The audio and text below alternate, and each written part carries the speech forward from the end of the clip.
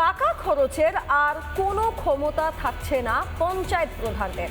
টাকা খরচের ক্ষেত্রে বাধ্যতামূলকভাবে সরকারি আধিকারিকদের সই থাকতে হবে, এমনটাই আজকে দিলীপ ঘোষ পঞ্চায়েত মন্ত্রী তিনি বিধানসভায় বলেন। মূলত পঞ্চায়েত আইনে বেশ কিছু পরিবর্তন এনে আজকে বিল পেশ করা হয়, যে বিল পাস হয় বিধানসভায়। বিলটি সদনে যেরূপ স্থিরকৃত হয়েছে সেইরূপ অনুমোদন। যে সকল সদস্য এই মতের পক্ষে তারা অনুগ্রহ করে হাঁ বলুন। যে সকল সদস্য এই মতের বিপক্ষে তারা অনুগ্রহ করে না বলুন। বিলটি অনুমোদিত হয়েছে। বিলটি অনুমোদিত হয়েছে। আর যদি সেক্রেটারি আর অ্যাসিস্ট্যান্টের হাতে আমরা ক্ষমতা দিয়ে দিই চেকের, কি অসুবিধা হয়ে যাবে? অসুবিধা ওটাই হবে, কাটমানিটা অসুবিধা হয়ে যাবে। টাকা খরচের ক্ষমতা আর পঞ্চায়েতের প্রধান কিংবা উপপ্রধানের হাতে থাকছে না। এবার থেকে সরকারি আধিকারিকদের সই থাকা বাধ্যতামূলক করা হলো পঞ্চায়েতে যে সমস্ত খরচের যে সমস্ত তালিকা রয়েছে। তো একগুচ্ছ যে পরিবর্তন, সেই সমস্ত পরিবর্তন নিয়ে শনিবার বিধানসভায় সংশোধনী বিল পাশ হয়ে গেল। 169-13 ভোটে পশ্চিমবঙ্গ পঞ্চায়েতের যে সংশোধনী বিল, সেই সংশোধনী বিল পাশ হলো। যদিও এখানে 32 জন ভোটদান থেকে বিরত থাকেন। যে সকল সদস্য এই মতের পক্ষে তারা অনুগ্রহ করে হাঁ বলুন। যে সকল সদস্য এই মতের বিপক্ষে তারা অনুগ্রহ করে না বলুন।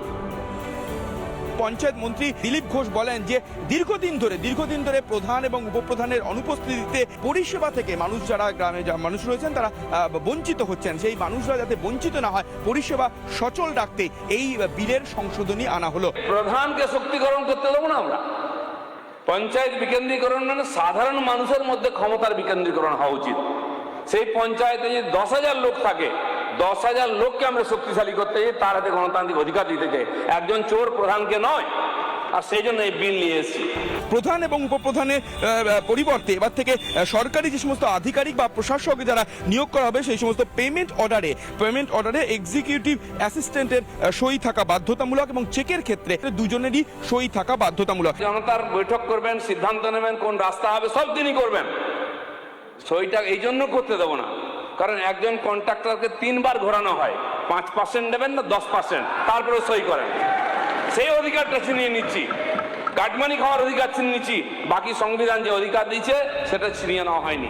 পঞ্চায়েতের সচিবদের উপস্থিতিতে বিভিন্ন সভা ডাকারও অনুমতি দেওয়া হয়েছে। সব মিলিয়ে বলা যেতে পারে যে রাজ্য বিধানসভায় আজকে পঞ্চায়েতের সংশোধনী বিল আনানো, যেখানে প্রধান এবং উপপ্রধানের আর্থিক খরচের হিসাবে সই করার আর কোনো অপশন থাকছে না। এবার থেকে সরকারি আধিকারিকদের স্বাক্ষরিত যে চেক, আর্থিক ক্ষমতা প্রদান করা হলো এই নতুন পঞ্চায়েত সংশোধনী বিলে। ভিডিও জার্নালিস্ট শুভ্রাংশু ঘোষের সঙ্গে সুখেন্দু সরকার, রিপাবলিক বাংলা, কলকাতা। নানা ধরনের কন্টেন্ট দেখার জন্য লাইক করুন, শেয়ার করুন আমাদের ফেসবুক পেজ, সাবস্ক্রাইব করুন আমাদের ইউটিউব চ্যানেল। পাশাপাশি অন্যান্য ব্রেকিং নিউজের জন্য অবশ্যই চোখ রাখুন রিপাবলিক বাংলায়।